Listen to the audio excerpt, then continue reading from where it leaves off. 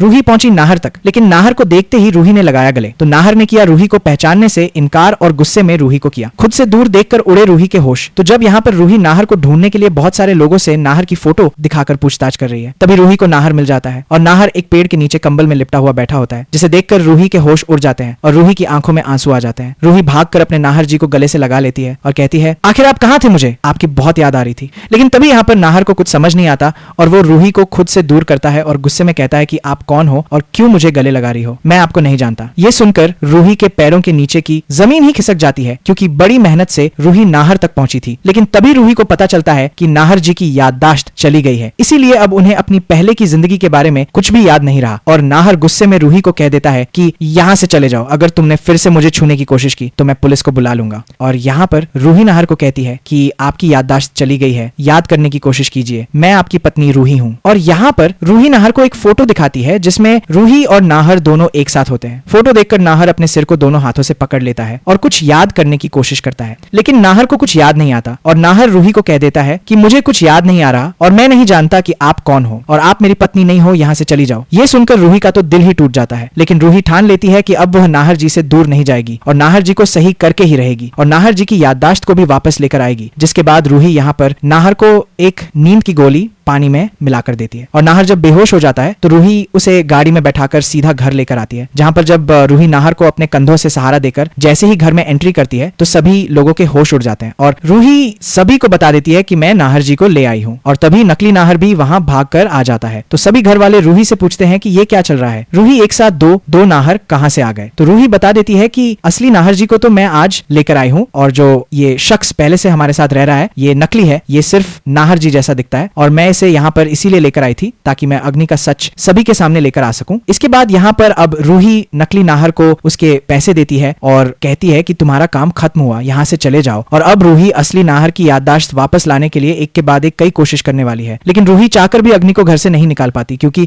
जब तक असली नाहर की याददाश्त नहीं आ जाती अग्नि के खिलाफ सभी सबूत इकट्ठा नहीं हो सकते और रूही अग्नि को नहीं निकाल सकती। इसीलिए अब रूही एक बहुत बड़ा प्लान बनाती है असली नाहर जी की याददाश्त वापस लाने के लिए। रूही अपने नाहर जी की याददाश्त वापस लाने के लिए खुद की जान को खतरे में डाल देती है और यहाँ पर रूही एक प्लान बनाती है जिसमें अब वह खुद की जान को खतरे में डालती है और वह सीढ़ियों से गिरने वाली होती है।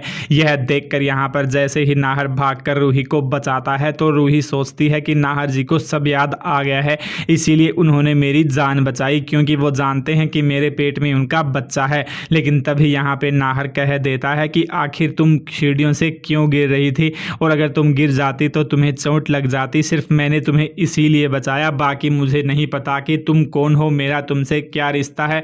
तो यह सुनकर रूही के फिर से होश उड़ जाते हैं और रूही सोचती है कि आखिर मैं कैसे करके नाहर जी की याददाश्त वापस लेके आऊं। और यहाँ पे अग्नि सोचती है कि यही मेरे लिए अच्छा है कि नाहर की याददाश्त वापस ना आए, क्योंकि अगर नाहर को सब याद आ गया तो मेरा तो खेल खत्म हो जाएगा। इसीलिए जब भी रूही नाहर जी की याददाश्त वापस लाने के लिए कुछ भी करने जाती है तो यहाँ पर अग्नि उसे रोक देती है और उसके प्लान को खराब कर देती है और अग्नि इसी मौके का फायदा उठाती है और अग्नि सोच लेती है कि अब नाहर को रूही के साथ अपने रिश्ते का कुछ भी याद नहीं है, तो मुझे इस मौके का फायदा उठाना होगा और इस मौके का फायदा उठाकर मैं नाहर से शादी करके नाहर की पत्नी बन सकती हूँ।